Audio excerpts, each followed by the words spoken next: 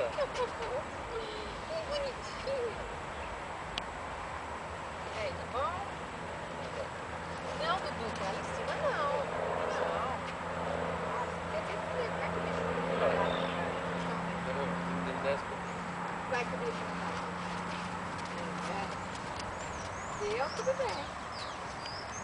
Quer que eu ponha do outro lado? Vem cá com o papai. Quer que eu ponha aqui?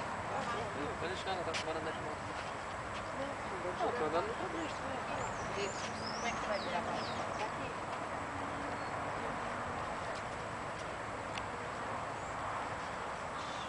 Coitado do berinjela. Coitadinho do berinjela. Ah, vem pra cá. Tá indo embora? Ele sabe que é igual hippie. Um pra um lado, outro pro outro. Aqui, ó. Mas não fica melhor. Não começa, Eduardo. Tá bom, né? Vira pra cá, Dudu. Pra filmar.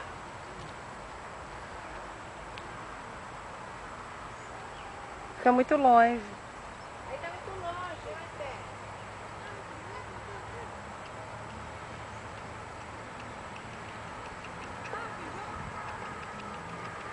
Opa! Ó, já tá... Eu tô apertando a perna, querida.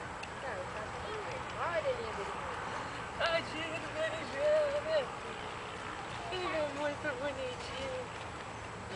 Depois você pode até ensinar sua mãe a montar cavalo. A Paula monta e quer sair correndo. O cavalo domina ela totalmente. E aí, tá bom? Tá bom, o que mais? Segura aqui. Segura aqui, fortão aqui, ó. A rédea aqui, ó.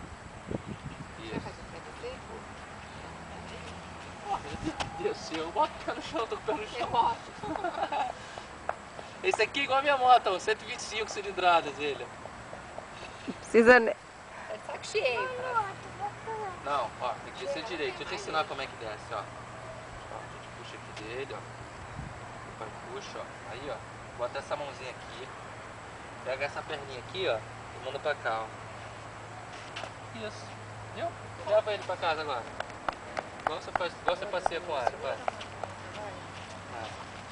Vai. Aqui, ó, filha. Segura um pouco mais curtinho aqui, ó. Vamos levar ele lá pra casinha dele, vai. Cuidado, vai olhando pro chão, tá? Olha, vou fazer beira, ó.